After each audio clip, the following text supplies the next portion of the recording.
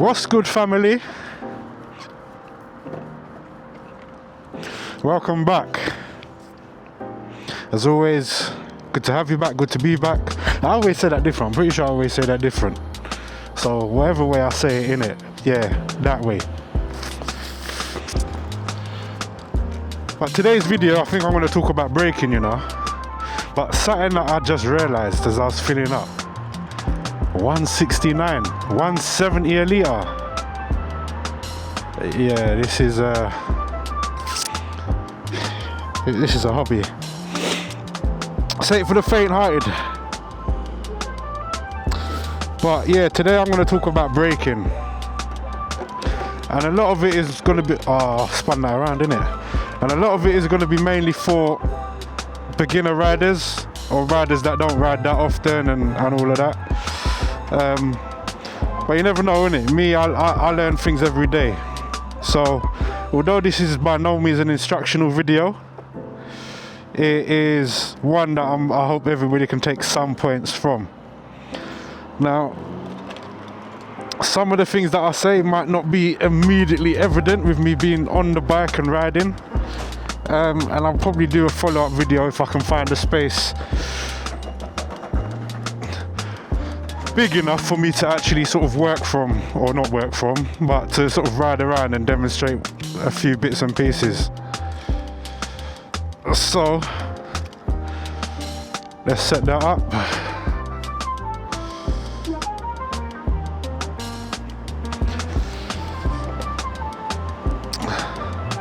So as like the last video recording on the Action 5 Pro, spun my mount around so that it is facing me for when I want to give you some dirty fingers. So you're just getting into riding, or you've been riding for a long time. You know how to start the bike. Oh, that was ropey. You know how to start the bike. You know how to move it. You know how to stop yourself. And you're confident enough to get from A to B, start-stop without major issues. But this video is going to touch on some of the nuances of braking under different conditions, different speeds, and all that sort of stuff. Now, when it comes to braking, the biggest factor that is in your control when it comes to stopping and coming to complete stop is the speed in which you're traveling. That is probably the biggest thing that is in your control, your speed. It's going to take you a lot longer to stop from 20 as it is 275 miles an hour. There's a lot more factors in play when you're going 20 versus 275 miles an hour. So of all the things that I could probably say when it comes to this topic, is understanding and controlling your speed. The biggest thing I can probably say. I might change that as I get on into the video, because remember, as I say, I don't structure these in any particular way. I just have something I want to talk about and then I go for it, so that might change. But as of right now, as of this moment right here, your speed is the determining factor of whether I stop here or in the back seat of that car in front. Yeah? So keep that in mind. I'm chewing on my belly. So the next point, and it's something that some people have seen me do, and I pretty much just do as a standard, is my grip on the throttle is like that. Yeah, if you looked at that, punch yourself. But that's my grip. I can do minor throttle, I can do full throttle. Alright, chill out, Cube. With my finger, my thumb and my palm. The other 3, they pretty much stay on the brake lever at all times. So whenever you see me riding, you will almost always see those 3 fingers covering the brake,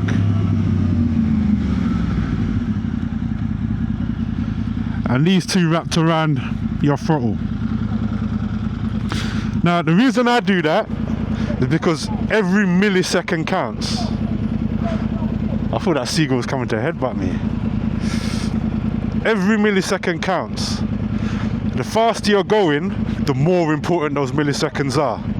And there's loads of videos out there where they're on sort of a closed track and all of that, and they show you the difference in stopping from a particular speed from when you're covering the brake versus when you're not.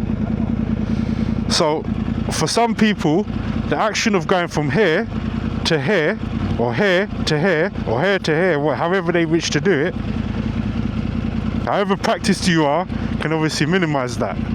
But like me, if you're in a habit of already being there, then I ain't got to worry about getting there. So covering the brake is another thing that I always do, and I encourage people to do. Now if you've got massive hot dog fingers, then that might not be so comfortable for you. So them big Cumberland sausages you got in your gloves might not be so comfortable just resting on that. So you might want to just hold it like that, or put 1 finger, or put 2 fingers, whatever is comfortable for you. Because remember, all of these things, they're all tailored to you and how you ride. So just bear that in mind. Everything that I'm saying isn't not do this. This is no means an instructional video on what you should do. It's just what I do, and tips on how you could be a little bit better when it comes to riding. So, speed, covering the brakes. Cool. Most slow speed and all of that, not really too important. But whatever speed I'm going, I'm covering. So the next thing I could say when it comes to braking, and this goes to some of my previous videos, where, let me drop that down. Oh, they're chewing my belly.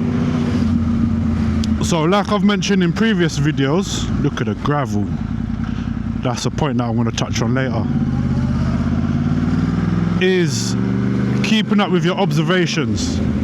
So planning, foresight, looking ahead.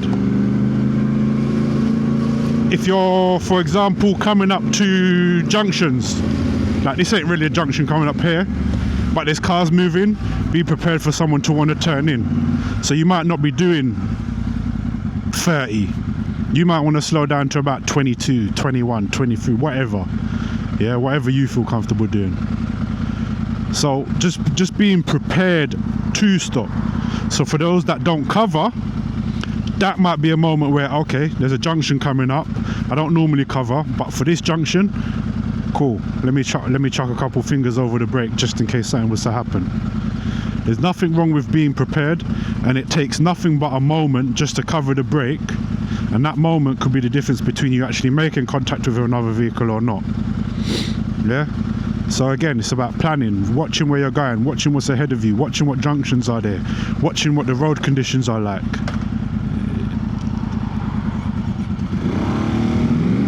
You set me up, man. Yeah.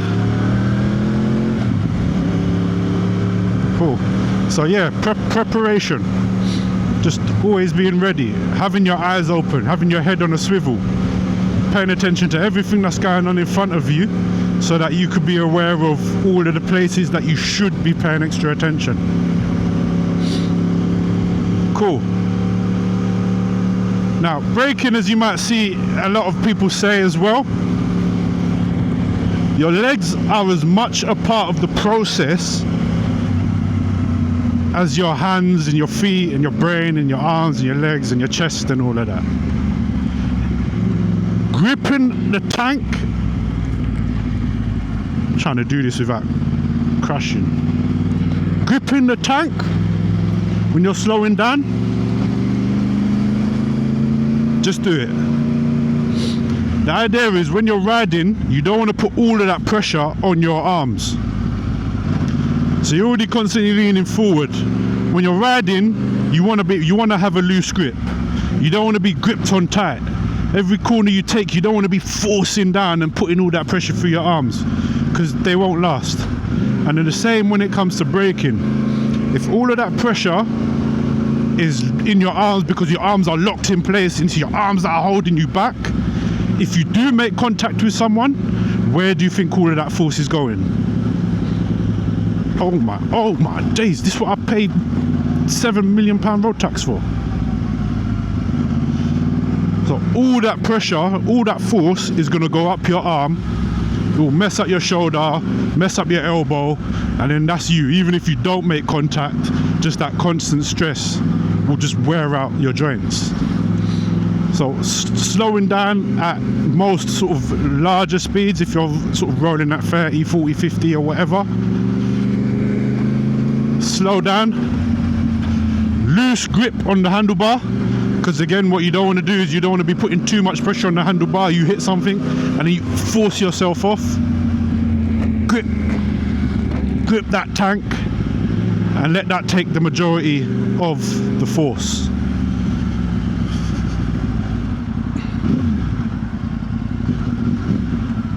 Now, those are a few minor points. Let me give you a few more minor points. I don't know why I said that, I could have just continued. Now, engine braking is your ally. Oh, let me raise that. Oh, it's quite a good day today. Now, engine braking is your friend. If you don't know what engine braking is, you can watch some other videos. But essentially, engine braking is the natural slowing down of the bike because of the gears and stuff like that. I don't know, it's magic. That was probably the worst way I could explain it. But engine braking is when you're not on the throttle, the bike will naturally slow down.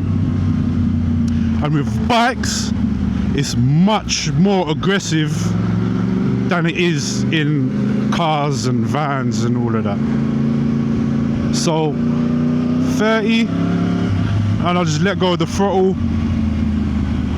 and in that short period of time I've come down to 15. So now with that, what gear you're in will affect the amount of engine braking you're going to experience. So I'll see if I can demonstrate that later as I get onto a larger road, but using your gears to increase the amount of engine braking you have is a no-brainer.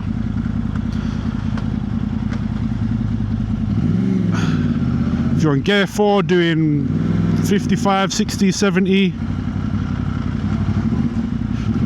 a lot of my slowing down and not stopping per se, but a lot of when I'm slowing down is met with an ease off the throttle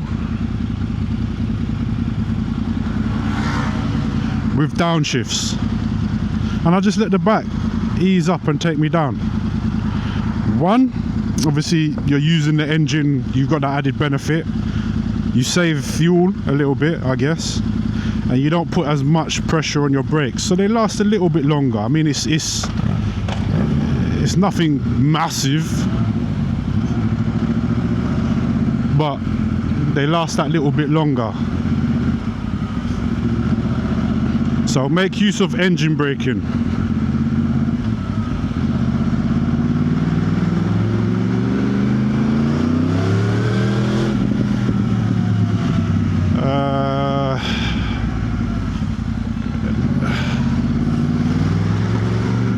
Yeah, that's it, gone. No, I don't trust you. That move over, that didn't look like you did that for me. I just look like you're just trying to take a line. So cool. Now another thing that affects your braking is like what we saw back there when there was a load of loose gravel, the road conditions. The road conditions should seriously affect how you ride to begin with. So if the road conditions are bad, chill out. You know, there's no reason for you to be riding in any quick manner. There's no reason for you to have to do all that extra stuff. If the road conditions are disgusting, then ride as if you've never ridden before, and ride as if it's your first time on the bike. Now, all that's gonna do, oh, he's turning. All that's gonna do, like, nah, look at this, disgusting. See what I'm saying? West London, yeah? Big up you lot in West London, yeah? These are your roads, yeah? Okay, just know that, innit? When you come West London, you know, big West London roads are disgusting. But things like that, you're not gonna fly over that, are you? You're gonna be riding a bit better. You're gonna be riding slower. You're gonna be paying more attention to your speed. So when it comes to bad road conditions, that's kind of, shouldn't really have to say too much about that. Like if you see loose gravel, if it's wet, if there's potholes everywhere, like all of these things are aspects that you should be paying attention to anyway. And as you're paying attention to those, the way you ride should adjust. So slowing down in those speeds shouldn't really be too much of an issue because you're not riding as fast. Now, obviously, gravel and moisture on the roads make it slippery. So if you put too much on the front brake, or you decide to use the back brake and put too much, there's a greater chance of you skidding. So just be conscious of that. Yeah. Now, going back to a point in one of my other videos is about getting time on the seat, getting time on the levers, getting time on the bike, is being familiar with the routes that you take. So if you use your bike to commute, I should have tucked in my mirrors. If you use your bike to commute and you go the same dusty route every day, and part of that dusty route has a road that's just in bad shape, leave 20 minutes earlier and find yourself a new route. Or put the sat nav on, take that left, that right, that or go straight ahead at the place where you'd normally turn, and then see where you end up. Because you come across a bad section of road and you constantly ride on that bad section of road, you're not doing yourself any favors, you're not doing your bike any favors, and you just increase the risk of you coming off of that bike when you make a minor mistake. So if you can find a better route, then I'd encourage you to just find a better route. Take that left, take that right, go straight instead of taking that left or right, and then just see where you end up. Now, if you decide not to do that, then the best thing you can do in that situation, touch wood, God forbid you actually come off the bike, the best thing you can do in that situation, because your braking weren't on point, you're going the wrong speed and you've taken a little tumble, no major injuries, the best thing you can do at that point is just stay there. Just stay there, don't move, just stay there. Stay there for about 2-3 hours, wait for some people to come, get everyone to take pictures of you, send that all on Snapchat, Facebook, Insta, all of that stuff. Hopefully a news crew will turn up.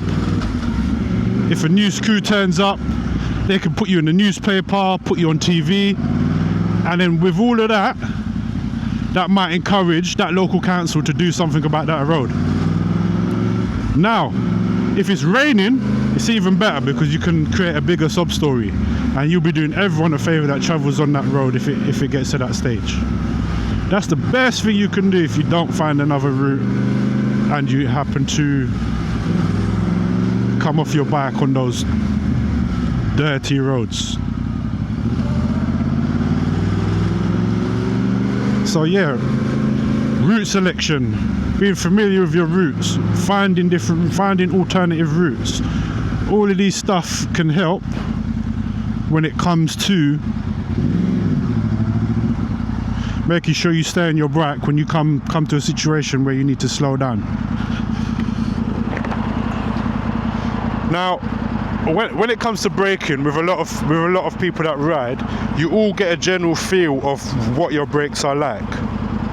You should all be familiar with how your back brake functions, how it works, how it feels, how good it is at slowing you down, as well as the front brake. Now, nothing beats practice. Nothing beats practice. Going to a car park, doing some emergency stops, empty places that you can actually just sort of maneuver and play about with, and just seeing how your brakes react at different speeds, when you're cornering, when you're doing all different types of things. Nothing beats practice. So, this might be a better example. So, what's the speed here? Is it 90? I think it's 90 here. So 50. So, now that we've got a stretch of road, let it get to the next stage. After these cameras, it goes up to 50. And then what I do, I'm going to cruise at about 55. There's nothing really behind me. Let me put it in third gear for argument's sake. And off. Down a gear. Down a gear. I won't necessarily go down to 1.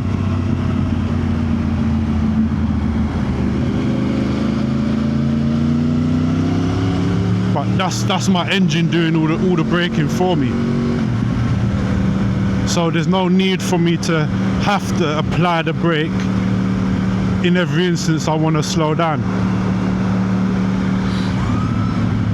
But yeah, what was my point? What was I saying before? Yeah, man, just getting time on the levers. Let me see if I can cut around now. Getting time on the levers, getting time on the seat in an area where you can practice is nothing but beneficial for you. Pay attention to the light, pay attention to the light.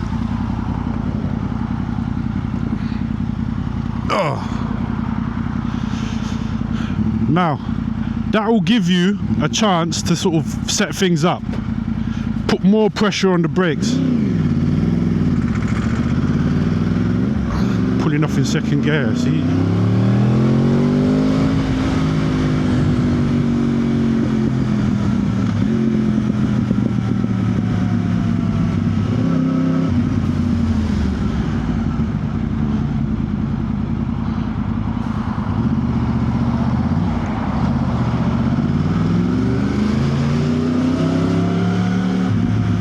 Putting more pressure on the brakes, seeing how the bike dips on the front, how you could use the back brake to help level out, not being too aggressive.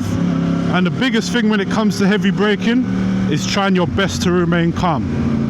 A lot of times people have accidents. It's not because they couldn't avoid it because of skill level or anything like that. It's because of them being irrational. They're irrational in that situation, they panicked in that situation, and they did far more than they needed to get themselves out of that situation. So, times like this where I've got my covering the brake. Again, observations, as a previous video, my filtering video, is there's a gap there. What's this BM doing? Is that BM going to want to cut in there? As I go past this, it's pretty close. Now there's a gap on the right. Is this Merc going to want to go in there? So I'll take advantage of that space that I have there. And just nicely just cutting around everything. And when I want to stop, heavy on the brake. Well, I don't need to be heavy on the brake, but I've got a good grasp of how my brakes react. Do you know what? Let me go back into city. Now I'm getting a phone call. So let me answer this. Alright, cool. You guys still there? You still there, yeah? Ah, wicked.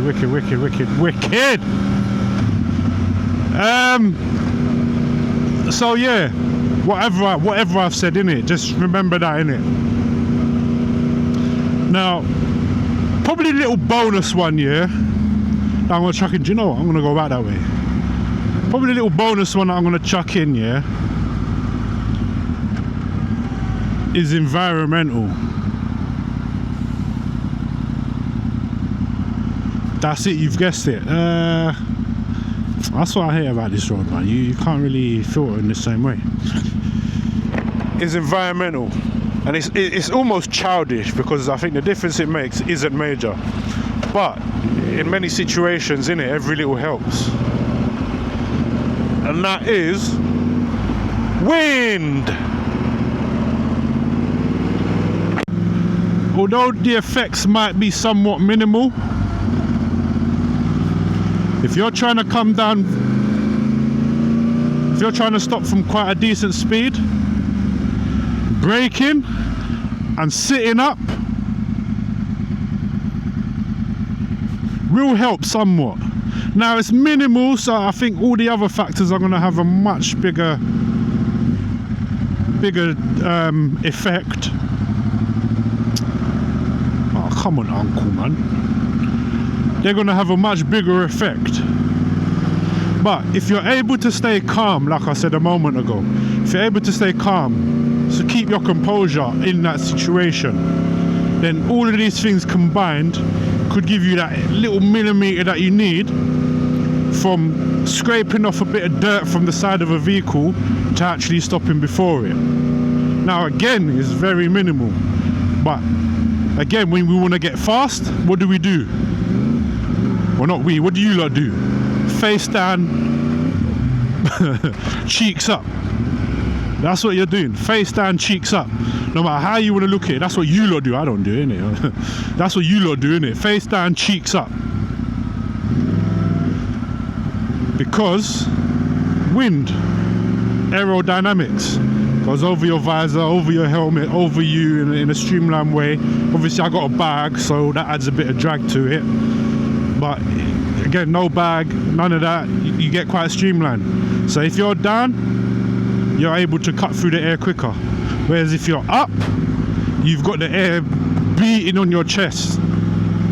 And as it's beating on your chest, it's making it harder for you to accelerate. So that's a minor bonus one. And I think I've sort of gone on for a bit too long now. Ow! See what I'm saying about West London?